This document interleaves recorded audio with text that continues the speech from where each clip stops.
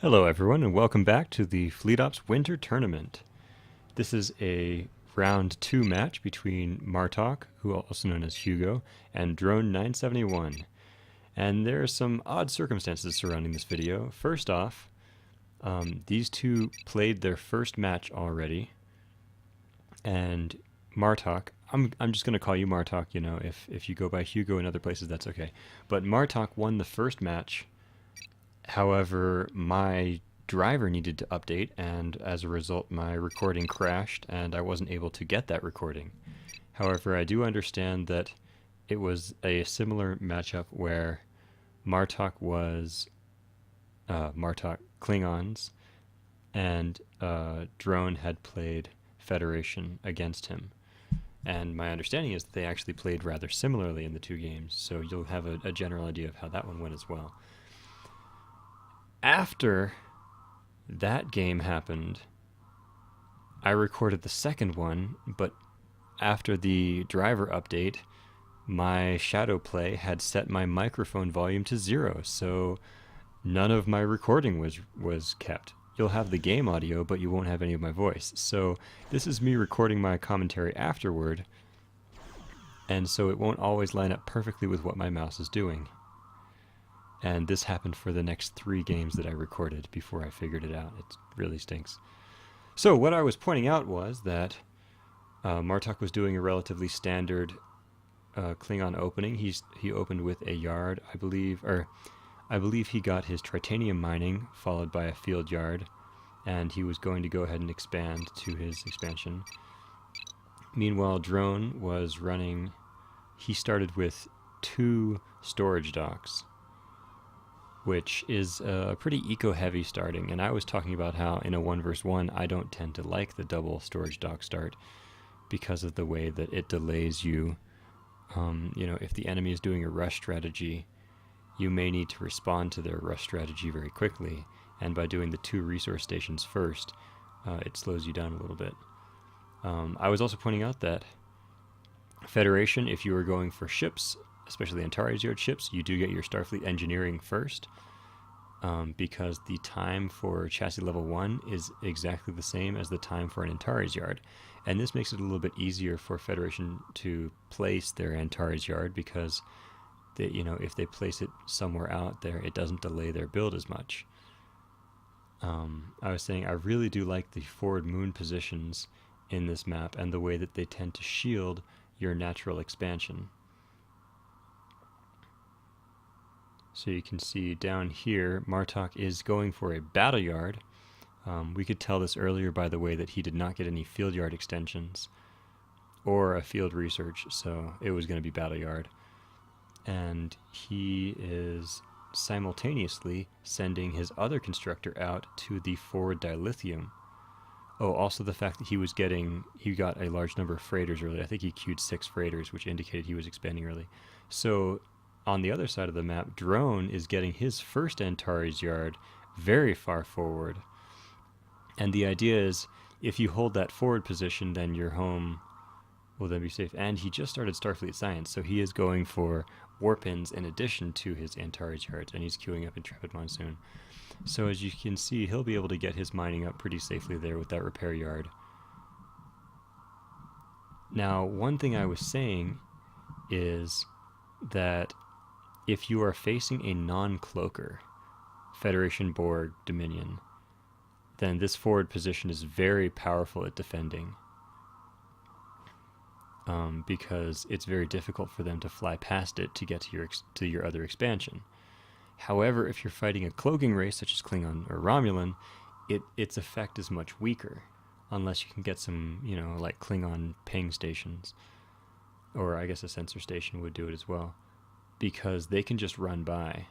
So you see, if MMartok fortifies that very forward position, it will make it so that his rear position is almost impossible to raid.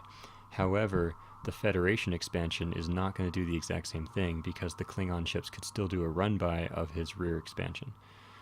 Now, at this point, MMartok is going for a bit of an eco strategy. He's getting his expansion up with just a battle yard and no smaller ships, So this put him in a rather vulnerable position early on. However, his Federation opponent, by doing the double supply dock build in the very beginning and then building his Antares Yard expansion first, that slowed it down as well. So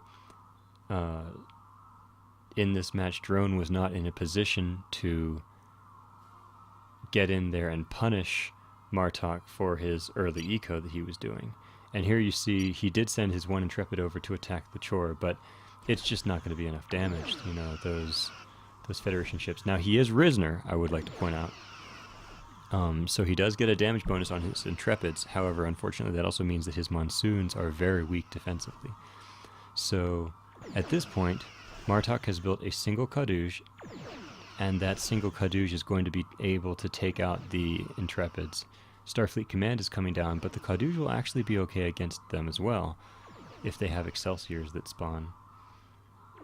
So here we see that early, relatively early Starfleet Command has left Drone without too many resources, and he's like, as soon as the Starfleet Command finishes, he's going to start having a whole lot more resources because he only has the one Antares Yard, but he is mining out of 2 dilithium moons.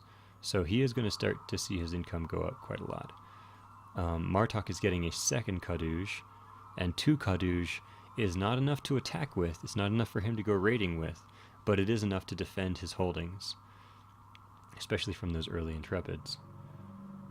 And he is building a sneaky armory, which, I mean, yes, that armory isn't going to get scouted, but then as soon as the first Vorcha gets started, they'll know that there's Vorchas, especially considering the scout is sitting right there near his battle yard. And he actually saved his money for a second battle yard, a battle yard at his forward expansion. So this is a very nice advantage of the Klingons, is they get a lot of yards, especially that cheap field yard. So with this setup, he has repair yards at all of his moons except for this Tritanium here, and so that's the one that Drone's going to go try to raid. But the 2 Caduge can just chase his ships off so easily, and the Monsoon and the Intrepid, like, unless he warps ships in here, he's not going to have the firepower to kill anything.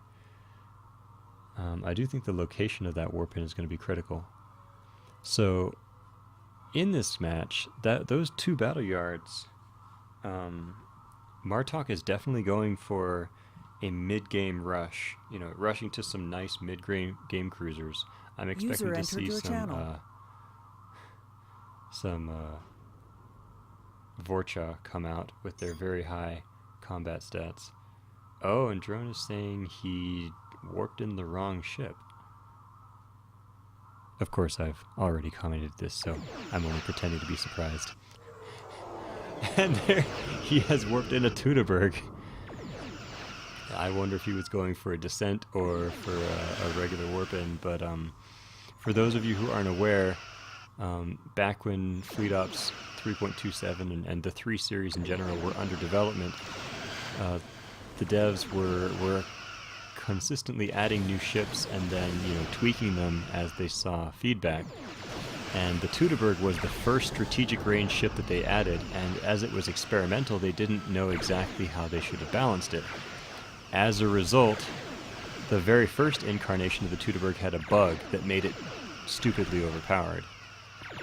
After they fixed the bug, however, the next incarnation of the Teutoburg was very weak.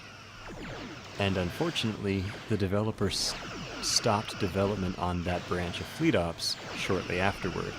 So the Teutoburg was added in a state where it's too weak, and then never really fixed, unfortunately. So if you're new to the game, don't build a Teutoburg ever. I'm afraid they're not good. They have incredibly low damage, and they have nothing going for them aside from their damage.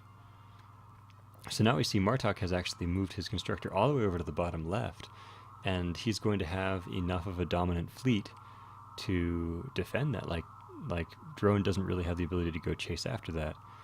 And that Teutoburg really, really hurts Drone in this game.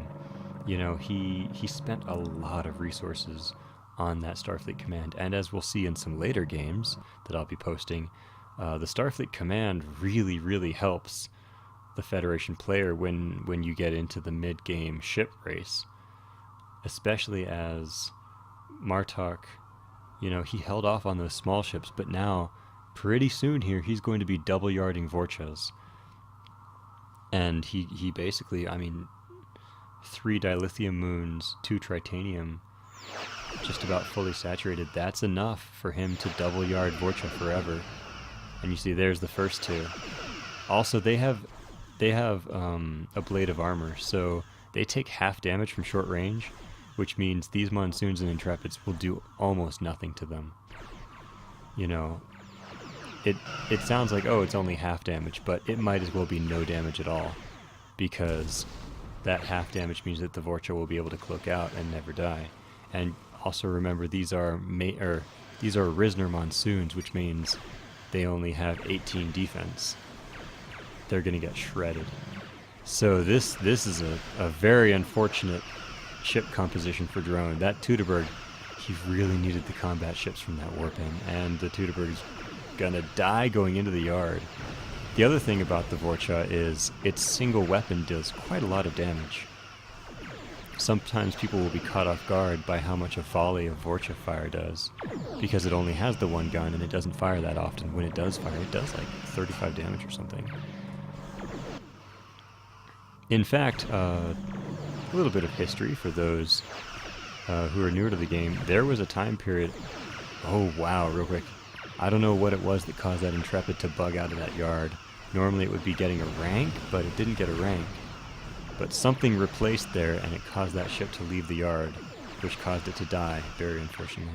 I don't think it staying alive would have saved Drone in the situation, but it would have been nice for him. However, I was just going to say, the Vorcha used to be a much more dominant ship, especially for the Klingons, who all of their ships are small until they reach the Kaduj and the Vorcha, and maybe the Charg. So rushing to Vorchas was a very popular tactic for quite a while in fleet ops. However, this was due to one very important key, which was the Vorcha could fire backwards. It could fire 360 degrees. And I think it was around 3.1 something that the developers made it forward firing only. GG. However, it still has the active combat stats to take the day, so this is Triptych signing off.